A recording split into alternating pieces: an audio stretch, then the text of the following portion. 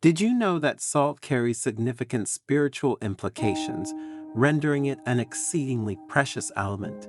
It transcends its role as a mere kitchen condiment, offering myriad benefits for both body and spirit, capable of fostering inner peace. For Buddhists, salt holds sacred significance and features prominently in various purification and protective rituals. As the sun lazily descended upon the horizon, casting a rosy hue upon the walls of the Buddhist monastery where the venerable monk Shinzo resided, his disciples, clad in their customary attire, assembled around their mentor. Shinzo was renowned for his wisdom and profound understanding of the human soul. An air of anticipation enveloped the gathering, accompanied by the mellifluous chirping of birds intermingling with the gentle rustle of leaves in the breeze. "Master Shinzo," inquired one disciple, "we've heard about the myriad benefits of salt for both body and spirit, and many speak of the ancient ritual of placing salt in one's shoes to attain emotional equilibrium and inner tranquility. However, skepticism abounds regarding these narratives. While we recognize the inherent balance and merits of each element, could you shed light on the Buddhist perspective of salt and its spiritual significance for both body and spirit?" "Salt, my dear disciple," he responded in a composed tone, "is a precious boon bestowed by nature, often unjustly maligned, particularly in the Western world. For years, it was believed to be detrimental to health. Yet, akin to the rhythmic ebb and flow of the ocean waves upon the shore, salt regulates the cadence of our bodies and nourishes our souls. Balance must invariably occupy the central tenet of our choices and our utilization of nature's remedies." Following this introduction and noting the keen interest mirrored on the faces of his disciples, Shinzo embarked on narrating the 7 beneficial properties of salt, seamlessly intertwining anecdotes, legends, and teachings. "Envision the body as an orchestra," Shinzo commenced, "where each instrument harmonizes in unity. Salt, akin to a proficient conductor, regulates the fluidity of liquids, ensuring an optimal balance of minerals that enables the cells to sway in symphonic accord." He recounted the legend of an elderly monk who, lost amidst the desert expanse, had endured solely by virtue of a pinch of salt. "Salt," he elucidated, "serves as an elixir of vitality, preserving bodily equilibrium and empowering us to surmount even the most formidable trials. Once upon a time," Shinzo continued, "a monk named Kobo embarked on a pilgrimage through the snow-cloaked mountains of Japan. Weary and famished, his provisions dwindling, he found himself on the verge of collapse. Yet, amidst his fatigue, Kobo espied a solitary grain of salt glistening upon the snow, overlooked by a passing traveler. Retrieving it, he dissolved the grain in his mouth, and instantaneously, a surge of vigor suffused his being.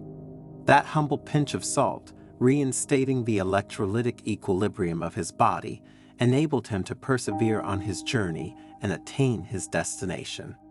What fate would have befallen the monk had he not chanced upon that grain of salt? Shinzo posed rhetorically. As his disciples listened intently to their master's narrative, Shinzo delved into the realm of mental well-being and emotional equilibrium.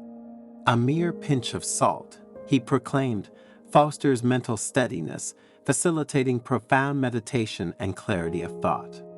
Like a guiding beacon amidst the darkness, salt illuminates the psyche, enhancing concentration." Shinzo expounded upon the practice of salt meditation, a technique for tranquilizing the mind and attaining inner serenity. In the tranquil confines of the monastery, Shinzo recounted, a young monk named Roken grappled with incessant waves of restless thoughts that besieged him day and night. "I prescribed a meditation technique involving salt, advising him to hold a small vessel of salt before him and focus intently on its texture and hue. Roken dutifully adhered to the guidance, and with each passing day, his mind attained tranquility and his thoughts grew lucid.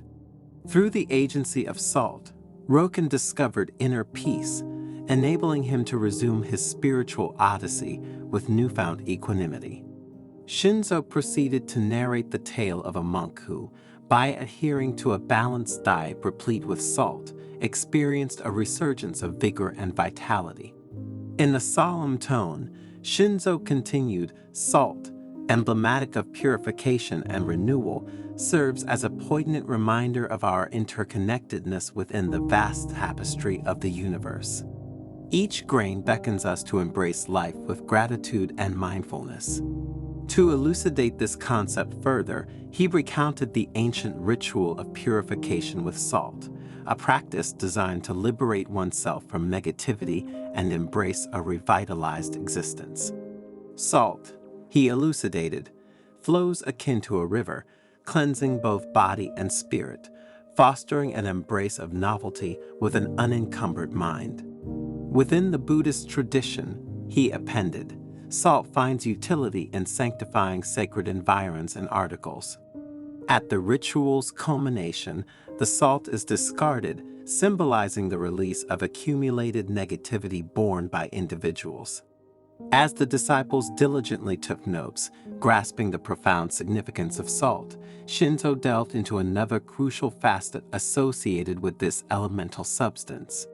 Salt, he articulated in a hushed tone, not only serves as a preservative for food, but also preserves our vitality and facilitates the transmutation of negativity into positivity. Moreover, my dear disciples, it acts as a talisman safeguarding our physical and spiritual well-being from the ravages of time.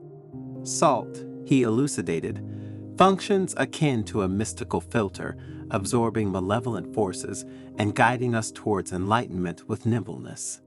He recounted an age-old tale depicting a monk navigating treacherous terrains, confronted with an unstable stone bridge amidst inclement weather. Sensing the peril, the monk retrieved a handful of salt from his pockets and scattered it upon the bridge's surface, rendering it rougher and more secure.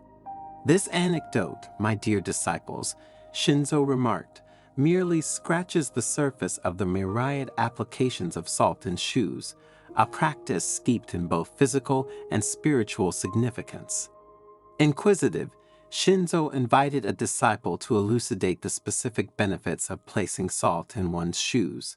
With a smile, he responded, "From a physical standpoint, salt aids in moisture absorption. In humid climates or during extended walks, the salt in your shoes prevents the proliferation of fungi and bacteria, mitigating irritation and malodorous odors.